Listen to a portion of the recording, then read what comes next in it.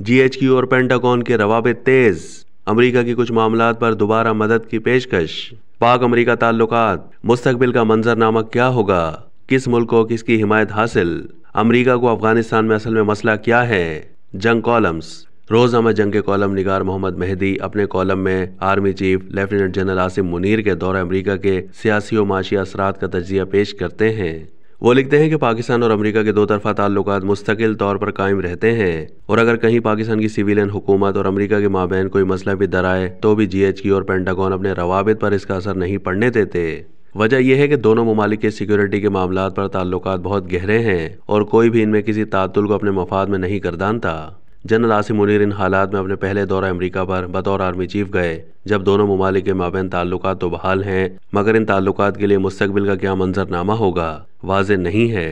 पाकिस्तान और अमेरिका के दरमियान अशरों से ताल्लुकात का महवर अफगानिस्तान की सूरत हाल रही है मगर अब अमेरिका के अफगानिस्तान से इनखला के बाद यह बुनियाद सरे दस अपना असर खो चुकी है और पाकिस्तान की ख्वाहिश है कि अब दोबारा इस बुनियाद पर कोई इमारत तामीर भी ना हो और अमेरिका भी पाकिस्तान से अपने ताल्लुकात को अब सिर्फ सिक्योरिटी के नुक्ता नज़र से नहीं देखना चाहता बल्कि वो कारोबारी ताल्लुकात को इसमें गालिब रखना चाहता है। आर्मी चीफ के दौरा अमेरिका के दौरान पाकिस्तान के माशी मामलात पर गुफ्तगू को बुनियादी अहमियत हासिल रही।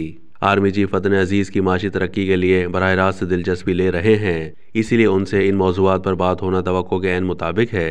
पिछले 5-6 बरसों में पाकिस्तान की मईशत जिस ज़बू हाली का शिकार हुई उसके अजाले के लिए जो बाइडन इंतज़ामिया पाकिस्तान के साथ तिजारत और सरमायाकारी की पॉलिसी को अपनाना चाहती है मगर पाकिस्तानी मईशत के गैर यकीनी हालात की वजह से वो तज़ब्ज़ुब का भी शिकार है।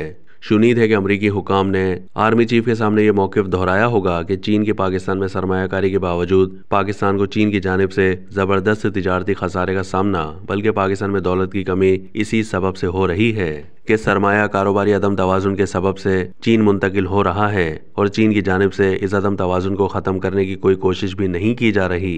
BRI के फ्लैगशिप मंसूबे CPEC की वजह से पाकिस्तान चीन के लिए फ्रंट लाइन स्टेट बना हुआ है।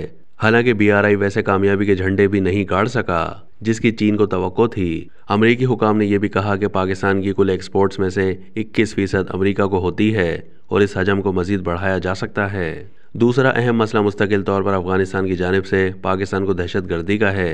अमेरिका और पाकिस्तान दहशतगर्दी के हवाले से एक मुश्तरका उसूली नुक्ता नज़र रखते हैं मगर अफगानिस्तान के दाखिली हालात का तज्जिया करते हुए दोनों के नुक्ता नज़र या यूँ कह लीजिए कि मफादात में एक फ़र्क वाज़ेह तौर पर मौजूद है।